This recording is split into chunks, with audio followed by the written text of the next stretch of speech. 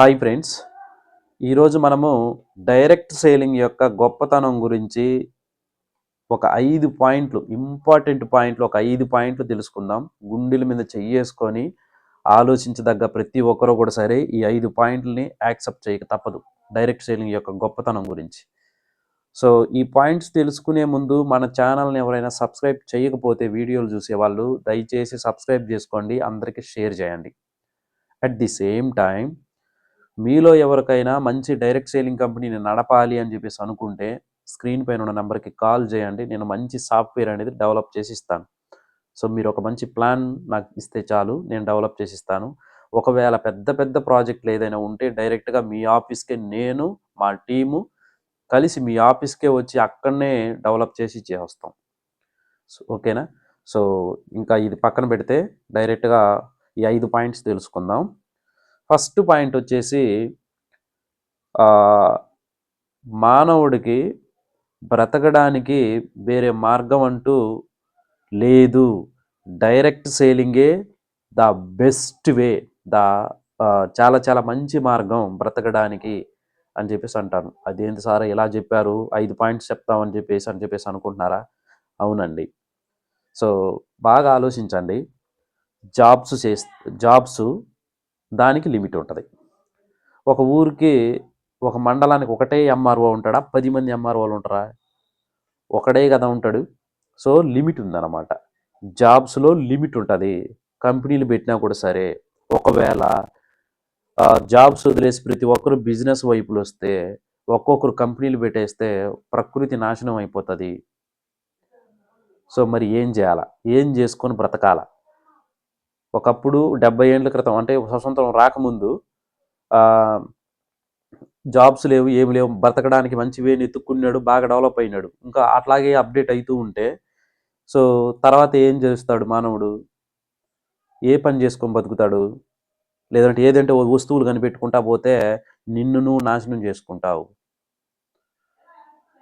అవును కదా? ఈరోజు నేను కొత్త వస్తువును కనిపెడతా, ఇది చేస్తా, అది చేస్తా అన్నావనుకో, దానివల్ల పొల్యూషన్ ఏర్పడుతుంది. నీ యొక్క ప్రకృతిని నువ్వే నాశనం చేసుకుంటావు. 100 ఏళ్ళు బతకాల్సిన వాడు 50 ఏళ్ళు బతుకుతావు, లాస్ట్కి చస్తావు. సో ఇంకేం మార్గం? లేదంటే ఇంకా టెక్నాలజీ కనిపెట్టినామనుకో, ఎలా చేసినా వాతావరణం అయితే సర్వనాశనం అయిపోతుంది. సో మానవుడు అనేవాడు బ్రతకాలంటే దేవుడు ఆల్రెడీ అన్నీ సృష్టించేసిపోయినాడు. అవన్నీ పండ్లు కాయలు పండించుకొని తింటే చాలు బతుకుతాడు. కానీ ఈ డబ్బు అనే దాన్ని మాత్రం ఖచ్చితంగా ప్రతి ఒక్కరు సంపాదించాలంటే డైరెక్ట్ సేలింగే బెస్ట్ వే. ఎందుకంటే చిన్నప్పటి నుంచి ఇప్పటిదాకా వాడినటువంటి ప్రతి ఒక్క వస్తువు పైన నాకు సడన్ కమిషన్ ఉంటే నేను కూడా ఈరోజు ఇంకా బెటర్ దెన్గా నాకు కూడా ఒక ఇన్కమ్ అనేది ఉండేది. సో మీరు చిన్నప్పటి నుంచి వాడుతున్నటువంటి వస్తువుల పైన ఎవరు బాగుపడుతున్నారు అనేది మిమ్మల్ని మీరు క్వశ్చన్ చేసుకోండి. సెలబ్రిటీలు, పెద్ద పెద్ద కార్పొరేట్ వ్యవస్థ వాళ్ళు బాగుపడుతున్నారు. సో అదే మనం వాడేటువంటి వస్తువులో వచ్చేటువంటి కమిషను ప్రతి ఒక్కరికి షేర్ అయితే అక్కడ ప్రతి ఒక్కరికి ఇన్కమ్ రావడం వలన ఈజీగా ప్రతి ఒక్కరూ డబ్బు సంపాదించుకోగలుగుతారు. చాలామంది దీని ద్వారా బాగుపడతారు. ఓకే. సో ఫస్ట్ పాయింట్ ఏంది? మానవుడు బ్రతకడానికి చాలా చాలా మంచి మార్గం ఇది. ఇంకొకటి ఏంటంటే చాలామంది ఈ యొక్క ఫీల్డ్లో బాగుపడతారు. అంటే ఇన్ఫినిటీ చాలామంది వరకు ప్రతి ఒక్క వస్తువు మీద వచ్చేటువంటి కమిషను ఏదో మామూలుగా ట్రెడిషనల్ మార్కెట్లో సెలబ్రిటీలు మధ్యలో వచ్చే హోల్సేలర్స్ వాళ్ళు వీళ్ళు ఇద్దరు ముగ్గురు బాగుపడేదానికంటే కొన్ని లక్షల మంది ఒక ప్రోడక్ట్ మీద వచ్చే కమిషన్ షేర్ చేసుకుంటే వీలైనంత వరకు జాబ్స్ లేకపోయినా బ్రతకొచ్చు. ఓకే. తర్వాత ఇది ఫస్ట్ పాయింట్, మానవుడు బ్రతకడానికి మంచి మార్గం. రెండోది వచ్చేసి చాలామంది బాగుపడవచ్చు. అండ్ ఆల్సో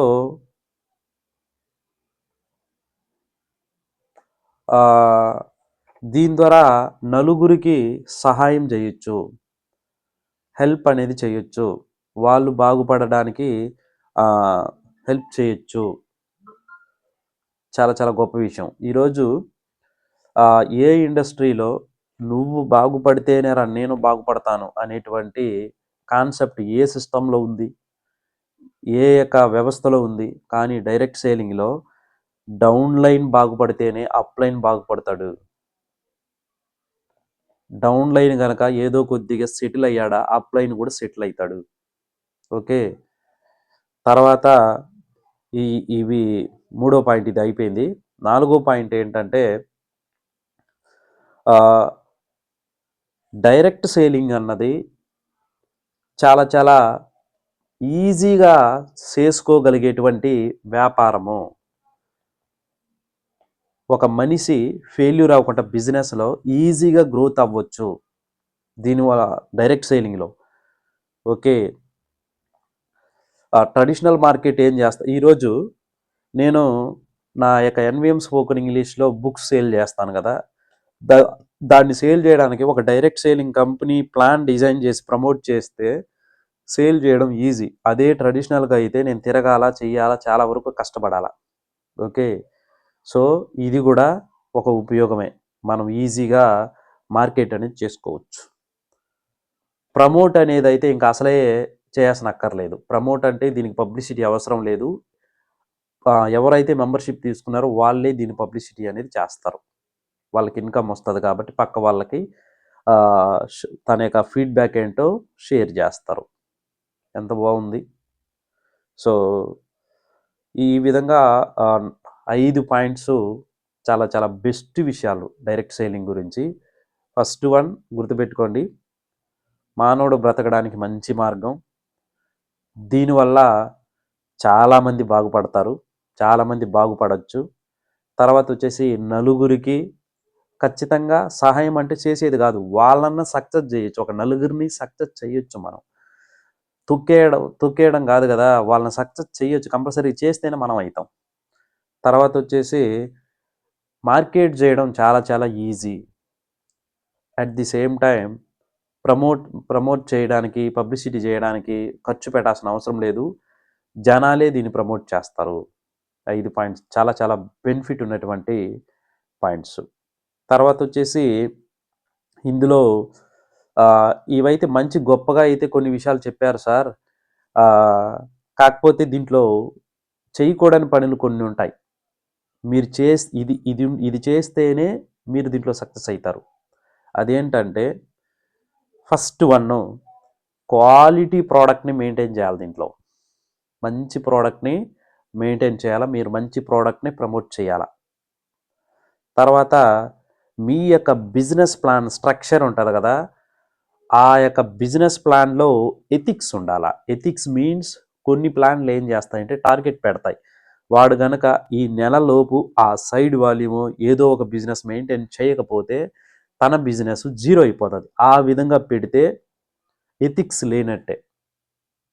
ఎందుకు సార్ ఎథిక్స్ లేవు, అలా లేకపోతే ప్లాన్ ఇదవుతుంది కదంటే, నీ మైండ్ని పెంచి దానికి తగ్గ ప్లాన్ డిజైన్ చేసుకో. ఈరోజు పోలీస్ స్టేషన్కి వెళ్తాం మన ఇద్దరం.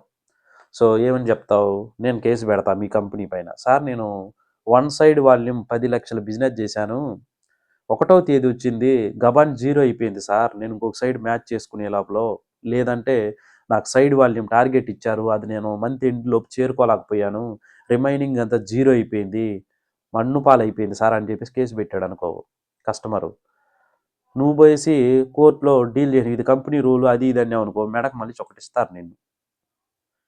ఓకే. ఎందుకంటే తన కష్టపడినటువంటి కష్టం కాబట్టి తను ఆ కష్టం నుంచి ఏదో కొద్దిగా హోల్డ్లో పెట్టైనా ఏదో కొద్దిగా అందరికీ ఈక్వల్గా న్యాయం చేసేటువంటి బిజినెస్ ప్లాన్ని ఎంకరేజ్ చేయండి డైరెక్ట్ సేలింగ్లో. ఓకే. ఇది ఎథిక్స్ ఉన్నటువంటి బిజినెస్ ప్లాన్. ఇంకొకటి ఏంటంటే క్వాలిటీ ప్రోడక్ట్ ఉండాలా, ఎథిక్స్ ఉన్నటువంటి బిజినెస్ ప్లాన్ ఉండాలా, గుడ్ ఎడ్యుకేషన్ సిస్టమ్ ఉండాలా. గుడ్ ఎడ్యుకేషన్ సిస్టమ్ అంటే మీ యొక్క కంపెనీ బాగా ప్రమోట్ అవ్వాలంటే అందరూ ఒకటే టీం వర్క్ అనేది చేయాలి, ఒకటే ఎడ్యుకేషన్ ప్రకారంగా ఉండాలి. వాళ్ళకందరికీ ఒక వే అనేది ఉండాలి. ఆ వేనే ఎడ్యుకేషన్ సిస్టమ్. సో ఇంకొకటి ఏంటంటే ఫ్రాంచైజీ మోడల్ అయి ఉండాలి. సో ఈ 4 పాయింట్స్ ఖచ్చితంగా ఉండాలి మీ కంపెనీలో. ప్రోడక్ట్ క్వాలిటీగా ఉండాలి, ప్లాన్లో ఎథిక్స్ ఉండాలి, గుడ్ ఎడ్యుకేషన్ సిస్టమ్ ఉండాలి, ఫ్రాంచైజీ మోడల్ అయి ఉండాలి. ఎందుకంటే ఈ ఫ్రాంచైజీ మోడల్ అయి ఎందుకు ఉండాలి సార్ అని చెప్పేసి మీరు అనుకోవచ్చు. సో ఈరోజు నాకు అర్జెంటు ఆ ప్రోడక్ట్ నేను వాడాలి ఇప్పుడు. నేను బుక్ చేసుకుంటే అది వచ్చేలోపు నా అవసరం అంతలోపు నేను వెయిట్ చేయలేనుగా. అదేదో పక్కనే ఫ్రాంచైజీ ఉంటే వెళ్ళి కొనుక్కొని వచ్చేస్తా. సో ఆన్లైన్లో ఆర్డర్ పెట్టుకొని ఇంటికి వచ్చేలోపు వెయిట్ చేయలేను. ఏడో ఢిల్లీలో ఉంటుంది కంపెనీ, అర్జెంట్ కోసం ఆర్డర్ పెట్టలేను. సో ఇది చాలా వరకు కరెక్ట్ కాదు. ఫ్రాంచైజీ మోడల్ పెట్టుకుంటే బెస్ట్ అవుతుంది. ఓకే. సో అండ్ ఆల్సో పూర్తి వివరాల కోసం మీరు కూడా ఒక మంచి డైరెక్ట్ సేలింగ్ కంపెనీ నడపాలనుకుంటే స్క్రీన్ పైన ఉన్న నెంబర్కి కాల్ చేయండి. All the best.